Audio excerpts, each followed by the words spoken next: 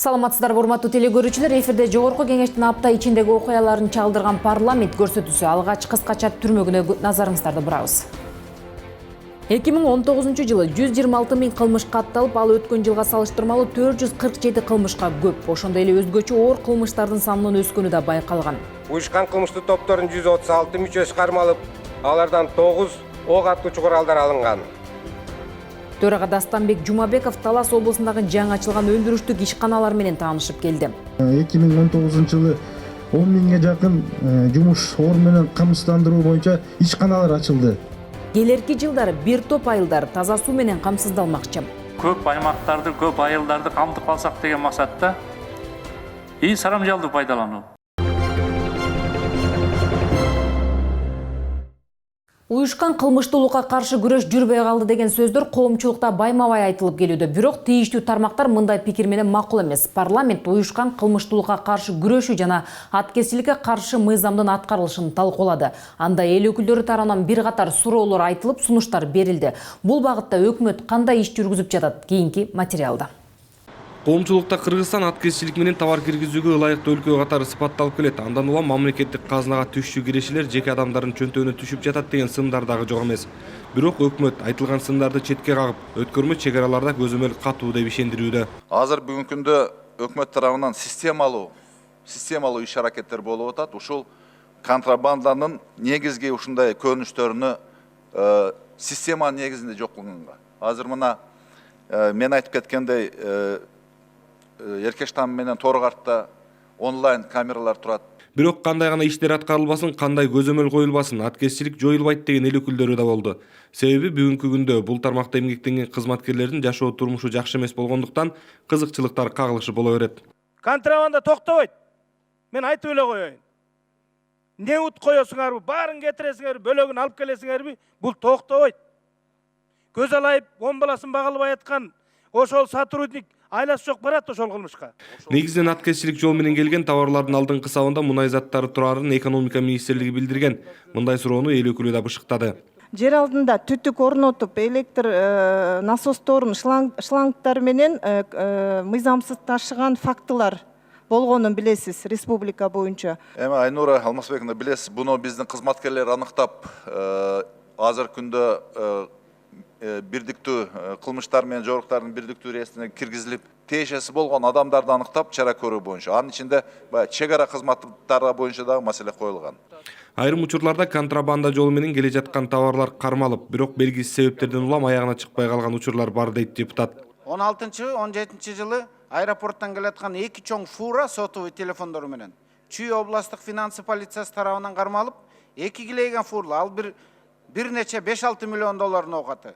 Финполиция тарабынан кармалып, ошол соттон кийин акталып, мамлекетке бир да сотко өткөн жок, товарынды алып кетти, тигилер да кутулуп кетти. Мына ошону азыр иликтеген киши жок.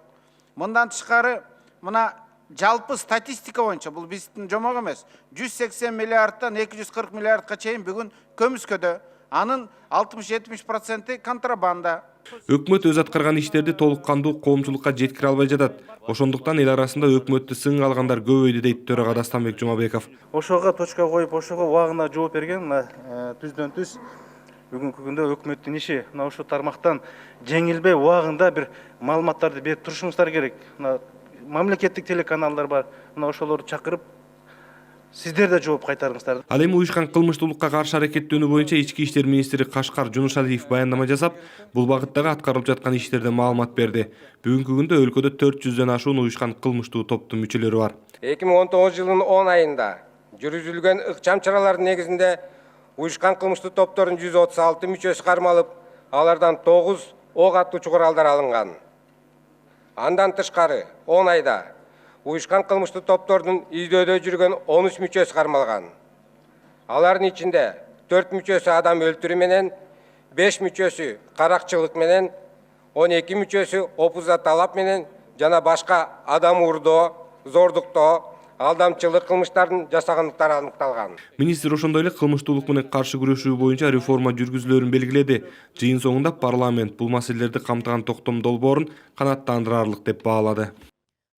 Бюджет жана финансы комитети менен эл аралык иштер боюнча комитет Исфана, Кербен шаарларын, Нарын облусундагы айылдарды жана башка аймактарды калктуу пункттарды таза суу менен камсыздоо жана санитария системасын өнүктүрүү боюнча 3 ратификациялык мыйзам долбоорун колдоду. Мындай аракет эл арасындагы сапаты начар таза суудан жуккан оорулардын санын кыскартмакчы. Аталган долбоор жалпысынан өлкөнүн суу тармагын жакшыртууга багытталууда. Европа реконструкциялоо жана өнүктүрүү фонду Исфана шаарынын таза суу системасын жакшыртууга 5 миллион евро бөлүүдө. Анын 4 миллиону кредит болсо, 1 миллион евросы грант. Ал эми Кербен шаарына 6,5 миллион евро каралууда. Кредит 15 жылга 1% үстөгү менен берилүүдө. Бул эки шаардын таза суу системасын реабилитациялоо мөөнөтү 3 жыл. Департаменттин башчысынын айтымында карызды кайтаруу механизми акча тарифтин эсебинен төлөнөт жана сууга болгон баа көтөрүлмөкчү. Сууга 38 сомго чейинки жогорулатуу каралган. Ал эми учурдагы тариф 12,16 сомду түзөт. Ал эми Саудия фонду айыл жерлерин суу менен камсыздоо жана санитария системасын өнүктүрүүгө 30 миллион долларды 1% ставка менен 25 жылга берүүдө. Азия өнүктүрүү банкы болсо Нарын облусунун айылдарына таза суу үчүн 32 миллион 900 миң доллар берүүдө. Президентибиздин саясатын колдоп, көп аймактарды, көп айылдарды камтып алсак деген максатта сарамжалдуу пайдалануу. Бул эртеңки күнгө бизге мамлекетибизге, элибизге мойнубуздагы карыз барыбыз туура түшүнөлү. Ошону өзүнүн максатында пайдаланалы деген ниетте айтып атам да. Адистер билдиргендей, ушул тапта өлкө боюнча 21 шаарда таза суу тутумун жакшыртуу иштери жүрүүдө. Таза суу үчүн алынган насыя гранттын көлөмү дээрлик 280 миллион долларды түздү. Эки тармактык комитеттин мүчөлөрү макулдашууларды жактырды. Ал эми Чолпон Ата жана Балыкчы шаарынын саркынды сууларды тазалоочу жайында абал жакшы эмес. Курулма совет мезгилинен бери оңдоп түзөөдөн өткөрүлө элек. Ага көл жээгиндеги пансионаттардын көпчүлүгүнүн саркынды суусу куюлат. Тармактык комитеттин мүчөлөрү айтылган жайлардын көйгөйлөрү менен жеринде таанышты. Балыкчы шаарынын саркынды суу тазалоочу курулмасы совет доорунда башталып, бирок кандайдыр себептерден улам курулушу токтоп калган. Андан бери чейрек кылым өтсө дагы суу тазалоочу жай ишке бериле элек. Анан азыр инженерлерди тандоо жүрүп атат. Кудай буйрса, эми жылы 1 май-июнь бар баштайбыз. Анан бул проектибиз 4,5 жыл. Бул көйгөйдү эл өкүлдөрү бир нече жолу көтөрүп, аткаруу иштерин өкмөткө тапшырган. Эми гана эл аралык банктардын каржылоосу менен долбоор ишке ашырылганы турат. 6 көчөдөн 11 километр коллектор алып түшөбүз. Олимпийский көчөдөн баштап Озерный көчөгө чейин. Ошондо буйруса ал 6 көчөнүн тургундарынын баары ошо центральный канализацияга кошулат да. Ал эми туристтердин чордону болгон Чолпон Ата шаарынын саркынды суу тазалоочу жайында дагы абал жакшы эмес. Бул жер курулгандан бери оңдоп түзөө иштеринен өткөрүлө элек. Болгон жанагы калдык суунун баары ушул жерге келип чогулат да, могул жерге. Көлдүн жээгинде? Жана Мореки көлдөн 150 метрлер алыс турат. Бул жакында эле тоже ичинен бир труба жарылып, насостор затоп болуп, бирок 2 күндө биз анын эмелерин эме кылып жазап чыгарып кое бердик да. Мореки трассанын баары дагы уже жукарып кагаздай болуп калган. Мындай көрүнүштөрдү эртерээк колго алып, саркынды суу маселесин чечпесе, ысык көл үчүн коркунуч жаралат. Андай терс көрүнүштөр туристтик агымды дагы азайтышы мүмкүн. Чолпон Атаныкын, Рыбачыныкын, Караколдукун жазабасак, башка мамлекет туристтерибиз биз өзүбүздүн эле кыргызстандык жарандар да келбейт. Ошон үчүн бул маселени тез арада чечүү үчүн биз тийиштүү чечим кабыл алдык. Өкмөткө бул чечимди жиберебиз. Айтылган көйгөйлөрдү жеринде көргөн комитет мүчөлөрү бул тармакты тейлеген кызматкерлер жана жергиликтүү бийлик өкүлдөрү менен биргеликте комитеттин отурумун өткөрдү.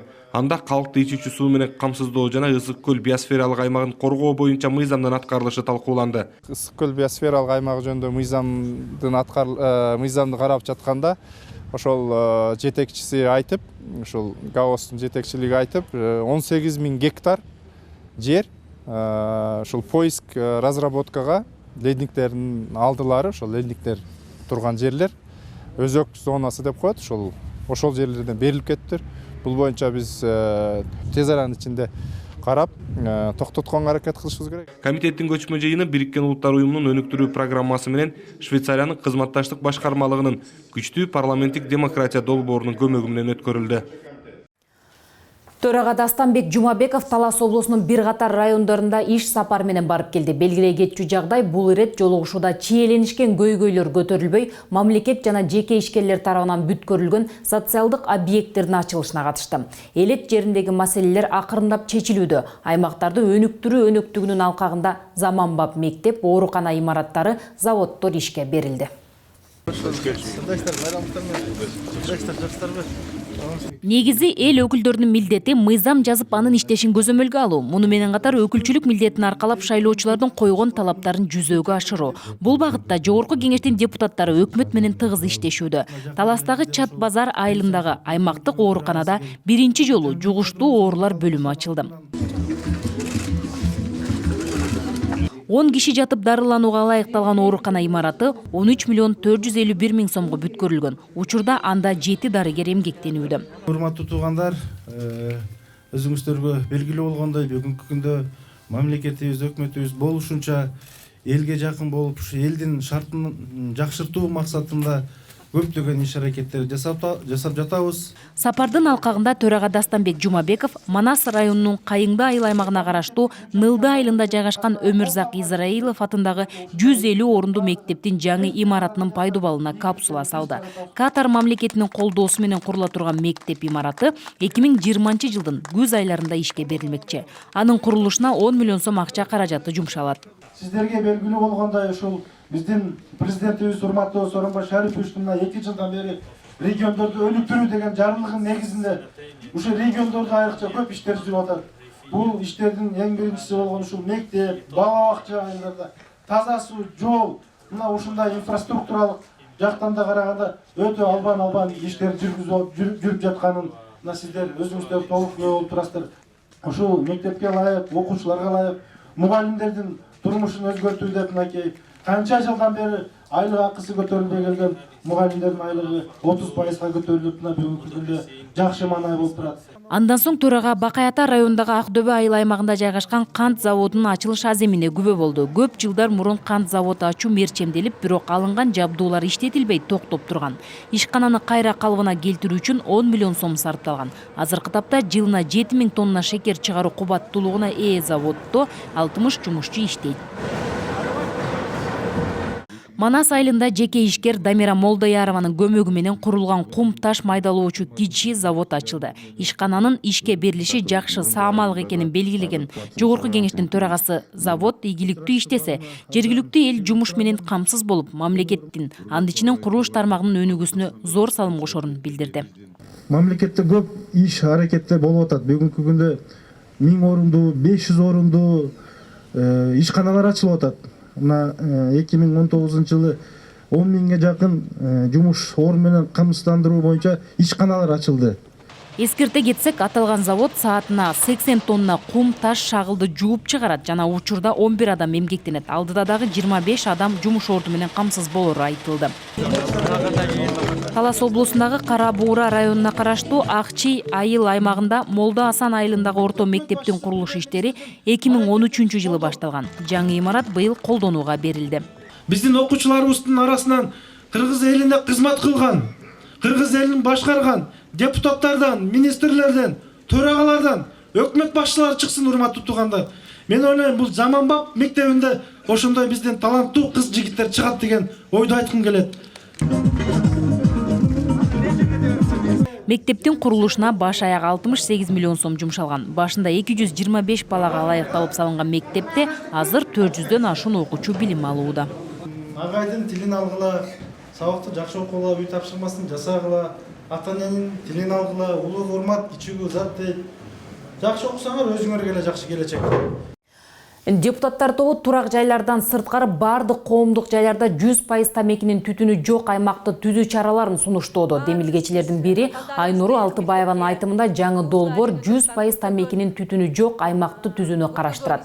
Башкача айтканда, өлкө аймагындагы бардык коомдук жайларда, иш орундарда, анын ичинде коомдук транспортто, тамактануу жайларында тамеки чегүүгө толук тыюу салуу сунушталууда. Ошондой эле мыйзам долбоорунда кальян менен насвайга каршы чараларда камтылган деп кошумчалады баяндамачы. Кум төргенинде 2 жаран кырсыкка учурап, алардын дайыны ушул күнгө чейин табылбай келет. Анткени кесепетти казылып алынган калдыктардын туура эмес жайгашуусунан улам келип чыккан деп болжолдонууда. Мындай көрүнүш кийин да кайталанып, экологияга чоң зыян келтириши мүмкүн деген пикирин эл өкүлү Улан Примов билдирди. Кезекти экология рубрикасына беребиз. Декабрдын башында ушул Кумтор кенинде пародан отвалдарын жылышы менен биргеликте ал жерде биздин 2 жараныбыз бүгүнкү күнгө чейин табыла элек. Бул эмнеден кабар берет? Бул ошол Кумтор кениндеги алтын кенин ачуу иштери канчалык деңгээлде туура жүргүзүлгөндүгүн, ал жердеги ошол отвалдар 2 миллиардтан ашуун тоннага чейин отвал ошол муздун үстүнө төгүлүп туура эмес жүргүзүлгөндүгүнүн негизинде кандайдыр бир ушундай жылыштар болуп, бул бир гана бүгүн гана токтоп калбайт, бул келечекте дагы өзүнүн коркунучун берет деген Торгоев деген инженер Гарняк кайсыл бир сайттарга интервью берип, жалпы келечекке олуттуу таасирин тийгизиши мүмкүн деп интервью берип атат. Ал жөн эле интервью берип аткан жок, ал космостук снимоктор аркылуу ар кандай өзүнүн геологиялык тил менен айтканда изилдөөлөрдүн негизинде чоң коңгуроо берип атат. Ага биз коом, биздин өкмөт, жогорку кеңеш сөзсүз түрдө реакция жасашыбыз керек. Себеби дегенде Кумтор бүгүнкү күнү биздин бюджетибиздин эң негизги бөлүгүн берип турган чоң ишкана. Ал жерде миңдеген биздин жарандарыбыз иштейт. Биздин экономикабызга салык түрүндө дагы көптөгөн акча каражаттарын түшүрүп атат. Бирок ошол эле учурда биз унутпашыбыз керек, Кумтор кен эртедир кечтир жабылат. Ал иштелип бүткөндөн кийин ал кен, ал жердин келечеги кандай болот? Биздин урпактарга келечекке ал жер өзүнүн экологиялык, өзүнүн зыянын тийгизбей турган абалда тапшырыш керек. Жогорку кеңеш социалдык фонддун 2020 жылга бюджетин жана кийинки 2 жылга болжолун талкуулап кабыл алып берди. Эл өкүлдөрү пенсия берүү системасы тез арада реформаланышы керектигин, болбосо жакынкы 5 жылда тармак оор кризиске кептелерин айтып коңгуроо кагууда. Бүгүнкү күндө социалдык фонддун бюджети 57 миллиард сомду түзүүдө. Бул каражат өлкөбүздөгү 660 миңден ашуун пенсионерге бөлүнөт. Орточо пенсиянын көлөмү 5820 сом болду. Иштеген адам наоборот бирге бир болуп калды. Бир пенсионерди бир эле киши багып атат бүгүнкү күндөчү. Негизи жакшы төлөш үчүн бирге 3 киши төлөш керек. Биз ошол кем эмес болуш керек да, ошол системага барышып. Себеби акыркы убакта пенсия курагына жетелекте 5-10 жылга эрте чыккандардын саны кескин көбөйгөн. Ошондой эле 3 жылдык эмгек стажы менен эле пенсияга чыга алат. Мындай жеңилдетилген шартта пенсияга чыккандардын саны 100 миңге жеткен. Буга жараша соцфонддагы саясатын өзгөртүүбүз кажет, деди эл өкүлү. Мына жылдан жылга 20 миң 30 миңден пенсионерлердин саны өссө, льготниктердин саны 60% болсо, андан ары кандай болот? Барыбыз эле бир 10 жыл иштегенден кийин льгот алып эле пенсия алып беребизби? Ошон үчүн кардинальный реформага барбасаңар, силер аягында тупикке алып келесиңер, урматтуу министр. Соцфонддун бюджети 787 миллион сом профицит менен чыккан. Бирок жыл сайын республикалык бюджеттен социалдык фондго 20 миллиард сом субсидия катары берилип келет. Министрликтер, ведомстволор, мекемелер, фонддор баары бир стратегиялык багыт менен иштөөгө аракет кылыш керек да. Ар бир орган өзүнүн көмөчүн сүйрөбөй, уш мамлекеттик өнүүгө багыт алыш керек. Соцфондду реформалоо алкагында чече турган көйгөйдүн бири бул айыл чарбасынан алынган социалдык төлөмдүн тарифи. Айыл чарбасынан социалдык фондко түшкөн акча болгону 2%ды түзөт. Айыл чарба үлүшүнөн, жер үлүшүнөн төлөгөндөрдүн саны жанагындай мизер төлөшөт, 3 сом, 10 сом төлөгөндөр бар айына, мисалы. Ошолордун эсебинен азайып калып атат. Мен ойлойм, бул тарифтик саясатты сиздер эртерээк алып келбесеңиздер, Ошо жылдан жылга барып ушул көйгөйлүү маселе болуп калышы мүмкүн да. Ал эми орто жана чакан бизнес үчүн социалдык төлөмдүн тарифин түшүрсө, балким 40% көмүскөдө жаткан экономика ачыкка чыгат беле деген дагы сунуштар болду. Мен ойлойм, ишкерлерибиз деле өмүр бою азыр 40% көмүскө экономика деп атат да. Эми өмүр бою жашырынып качам деген ишкер жок болуш керек да. Ушул кадамды туура кабыл алып, туура түшүнүп, биздин ишкерлер деле ачыкка чыгып, толугу менен иштеген адамдардын акыларын көргөзүп, жеңилдетүүлөрдү туура кабыл алып. 5 жылдан кийин пенсия берүүдө кризис пайда болоорун эскерткен эл өкүлдөр системанын реформасын тездетүү зарылдыгын белгиледи. Сунуш пикирлери менен Жогорку Кеңеш соцфонддун 2020 жылга карата бюджетин кабыл алды. Аркыл маселелер саатында депутаттар республика аймагындагы бир катар көйгөйлүү маселелерди көтөрүштү. Экология мектептерди коруу, билим берүүнүн сапатын жакшыртуу, белгилүү инсандардын ысымын түбөлүккө калтыруу туурасында кеп болду. Негиз катары кабыл алып берсеңиздер. Кыргыз-Түрк Манас университетинин базасында заманбап клиника куруу жөнүндө сөз болгон экен. Өкмөткө тапшырма берилген экен. Ушул клиниканы канча орунду курсак, кайсы багытта курулушунун керек экендигини өкмөт биз айтабыз деген экен, мына 1 жылдан ашып кетиптир, ушул бүгүнкүгө чейин ушул жоопту бербей жатат дейт. Ошо курулуш бүгүнкүгө чейин токтоп турат дейт. Актала районундагы айрым мектептер кыштан кантип чыгат? Менин атыма Актала районундагы жерге таал айыл өкмөтүнүн эли кайрылып жатат. Бул жерде 2 мектептин котелдору өтө эскирип, жараксыз абалга келген. Эгерде котел иштебей кала турган болсо, запастык котел жоктугуна байланыштуу окуу токтойт.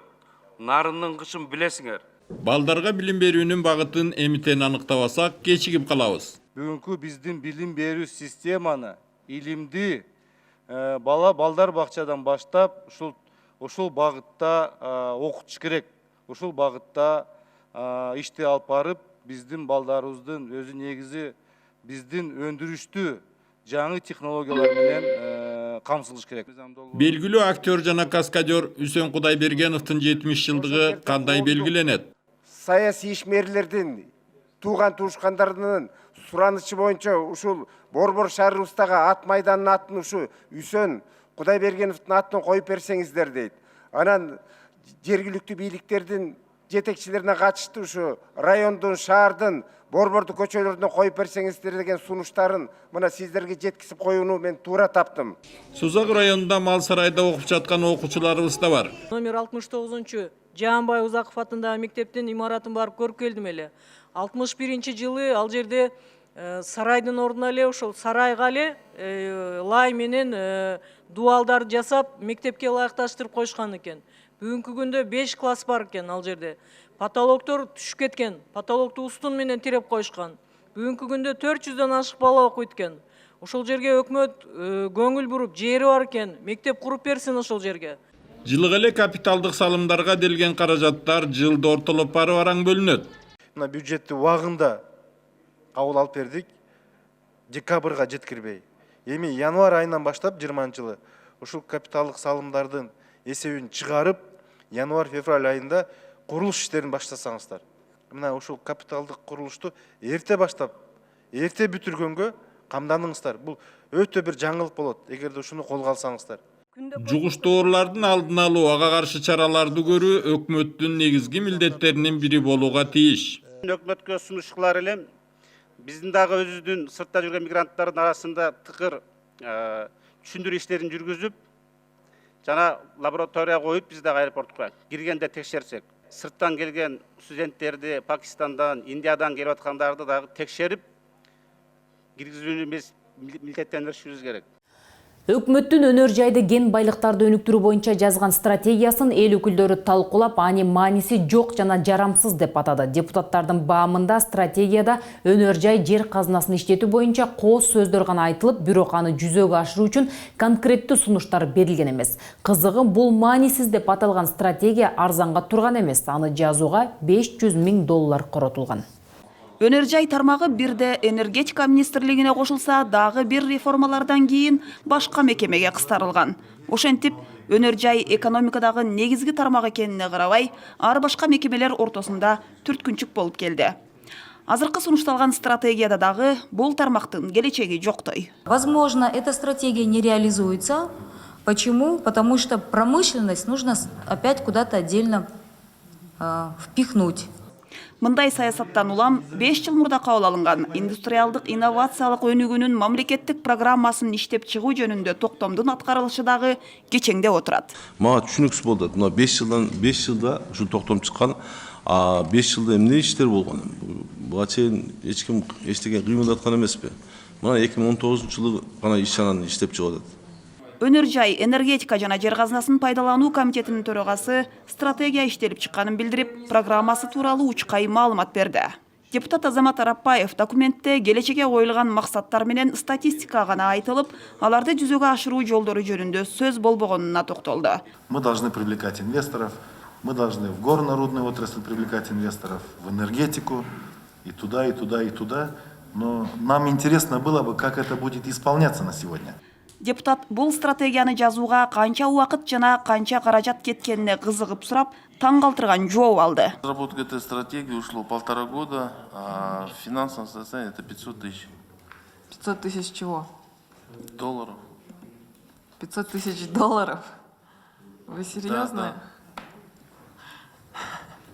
Покажите этого гениального человека, который за 500 тысяч долларов написал эту стратегию. Обалдеть, просто тут ни один человек не сказал доброго слова об этой стратегии за 500 тысяч долларов. На самом деле. Это показатель того, как эффективно работает ваша служба. Депутаттар индустрияны өнүктүрүү менен жумуш орундарын түзүү боюнча сунуштарды берди. Маселен, ошол эле кем байлык чыккан жерге эмне үчүн кайра иштетүүчү ишканаларды курууга болбосун? Мы даем им просто вывести все это в виде руды. Почему мы не обязываем их тут же заниматься производством, обеспечивать местных жителей работой? Бул арада кошуна өлкөлөрдүн өнөр жайы озуп чыгып, завод-фабрикаларын толук модернизациялап бүттү. Эгер Кыргызстандагы өнөр жайына жаңы технологияларды кийирбесе, өндүргөн товарыбыз эч кайда өтпөй калышы ыктымал. Кыргызстан еще 5 лет, и вся промышленность загнется, потому что товары продавать будут некуда, да? Об этом же было поручение Жогорку Кеңеша. Как сохранить, во-первых, эти мощности, и как инновационно их модернизировать. Надо новые технологии привлечь.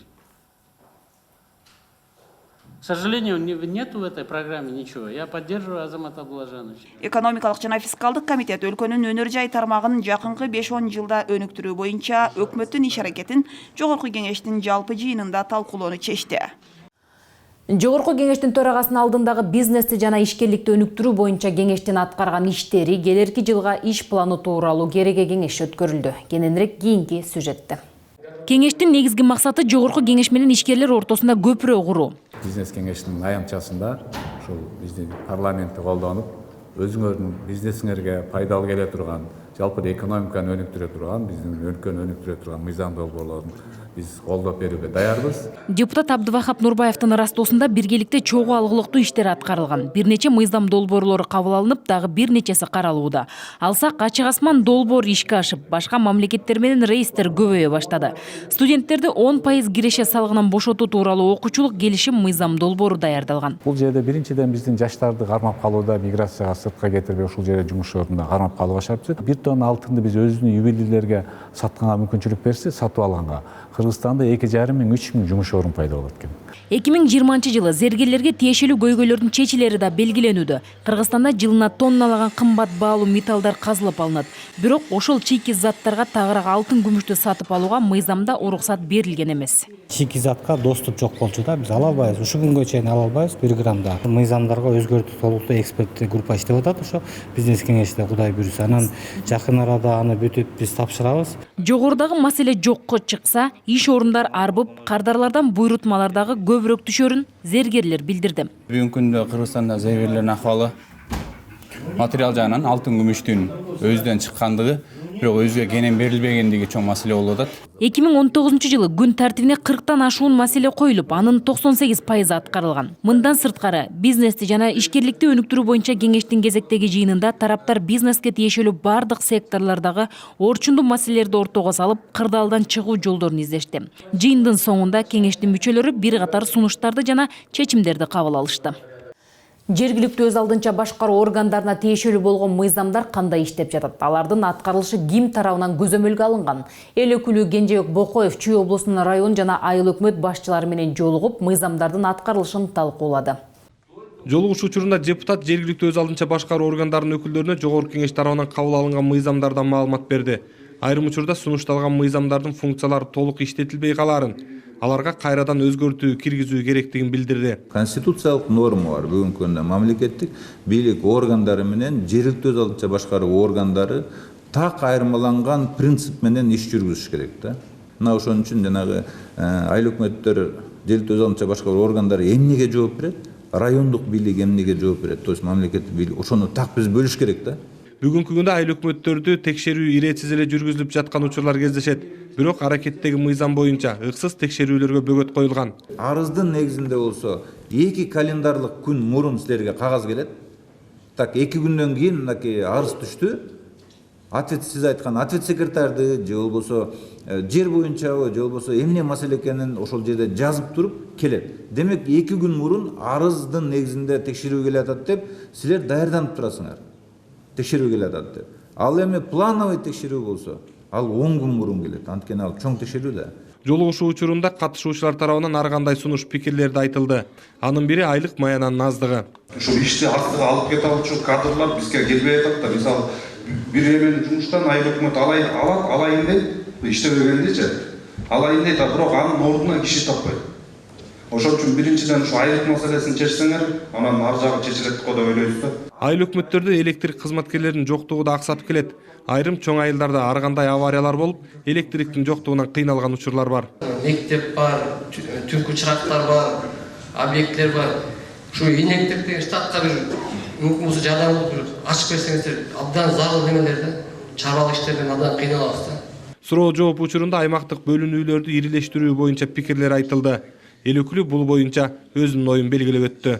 Конкретно областтык ыйгар муктуу өкүлчүлүктү кошо жоюп туруп, бизде эффективдүү түз башкаруу болуш керек. Күчтүү укрупненный аким прямой премьер-министр менен иштеш керек депчи. Районный күчтүү прокурор күнүгө генеральный прокурор менен иштеш керек деп. То есть где-то в районе 25 укрупненный район болуп калса бизде 25 прокурор, районный 25 РОВД, 25 Финпол жана башка ушундай. То есть бир немени биздеги мындай бир тепкичти кыскартсак деп. Анткени 12-жылдан бери билесиңер бизде 2 деңгээлдүү бюджет. Эске салсак, эл өкүлүнүн мындай жолугушуусу өлкөнүн 7 облусунда өткөрүлдү. Жогорку Кеңештин депутаттары Канатбек Исаев менен Айнура Аскарова Токмоктогу номер 1 психоневрологиялык мекемедеги майыптар күнүнө арналган иш-чарага катышты. Эл депутаттары тагдырдын татаал сыноосуна кабылган адамдардын алын сурап, аларга кандай камкордуктар көрүлүп жатканынан кабар алышты. Биз баарыбыз көңүлдөрдү буралы, кирип чыгып жардамдашып туралы, күнөөлүү эмес майыптыгы бар жандар күндө келип алабанын сурайды. Кыскача майыптар үйү деп аталган бул мекемеде 270 мүмкүнчүлүгү чектелген адамдар жашашат. 40 жылдан ашуун убакыттан бери аталган мекеме психикалык жактан жабыркаган адамдарга кам көрүп келет. Жогорку Кеңештин депутаттары Канатбек Исаев, Айнура Аскарова 3 декабрь бүткүл дүйнөлүк майыптар күнүнө карата уюштурулган иш-чарага атайын келишкен. Эмгек жааматы сиздерге ыраазычылык билдиребиз. Бул өтө оор жумуш. Кээ бир учурда бир туугандары карабай, ата-энеси карабай, бала бакасы карабай чыдап кеткен адамдарга сиздер көңүл буруп, мээриңерди төгүп, ушулардын артынан карап жүрөсүңөр. Бул дагы Кудайдын сыноосу экен. Мен ойлойм, баарыбыз сооп табабыз десек, мындай адамдарга көңүл бурушубуз керек. Эл депутаттары мүмкүнчүлүгү чектелген адамдар үчүн мамлекет тарабынан кандай камкордуктар көрүлүп жатканы, кабыл алынган мыйзамдар, алдыда белгиленип жаткан максаттар туурасында айтып беришти. Буга чейин болгон эмес экен. ЮНИСЕФ колдоп тармактык окуу китептерди атайын даярдап атабыз дешти. Сиздер толук кандуу билим алууга, жашоонун ар бир жаркын көз ирмеми менен таанышууга толук укуктуусуздар. Байрамдын урматына эл депутаттары да Кыргызстан партиясынын атынан кем карчыңарга жумшагыла деп 50 000 сом жардам көрсөтүштү. Бир чети майыптардын абалынан кабар алып, экинчи чети майыптар күнүнүн урматына Белек бечкектерин берүү үчүн келгендер арбын болду. Аталган жайда жашап жаткан майыптардын арасында да ар өнөргө жакын адамдар бар экен. Келген меймандарга концерт коюп беришти.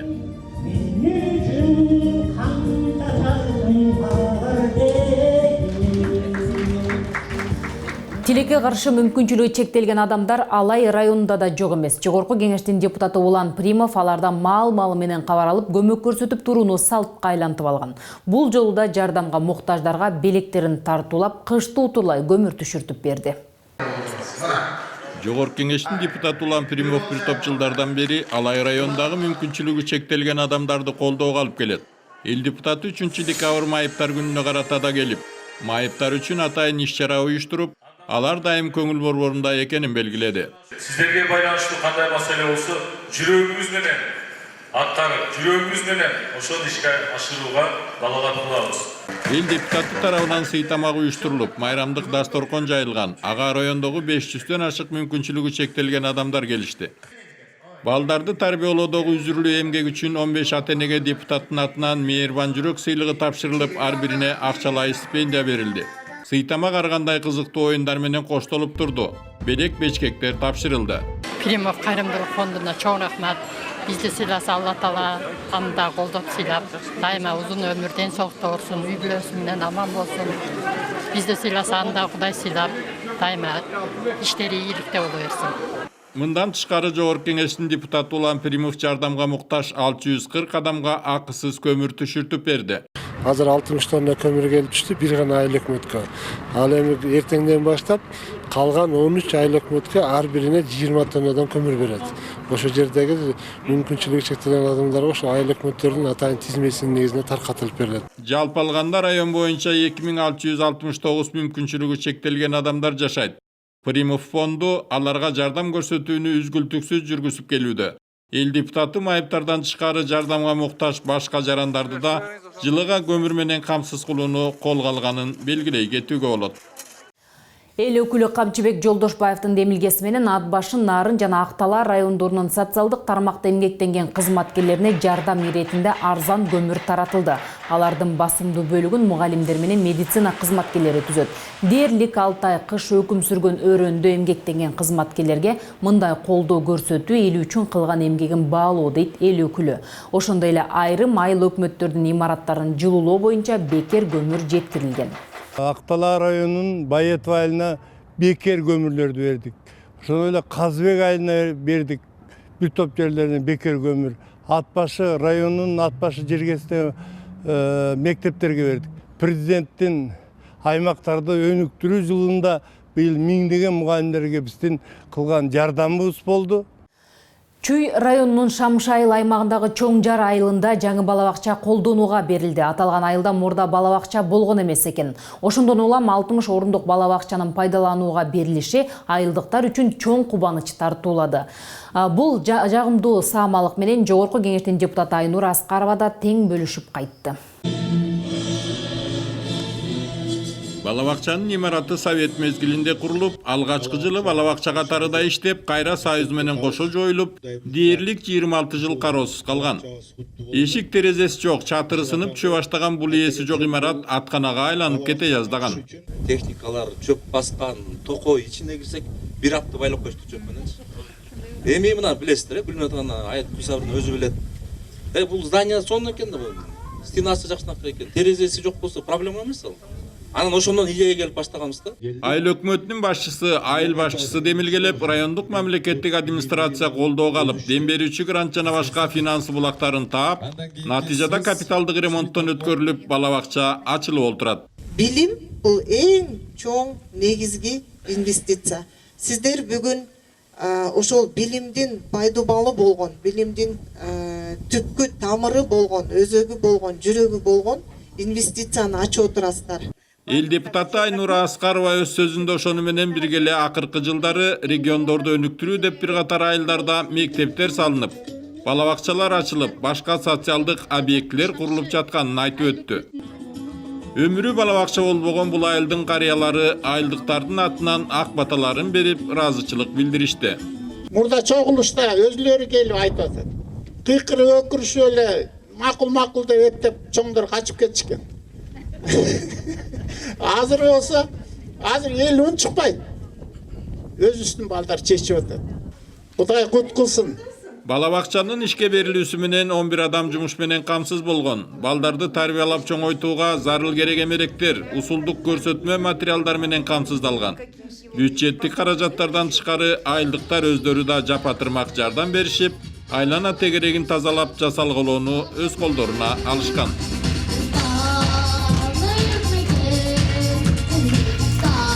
Бизге берилген убакыт соңуна келип жетти. Ушул жана башка жаңылыктарды Кеңеш KG жана YouTube баракчабыздан тапсаңыздар болот. Берүүнү мен Жылдыз Жолдошбаева алып барып, Жогорку Кеңештин басма сөз кызматы даярдады. Саламатта калыңыздар.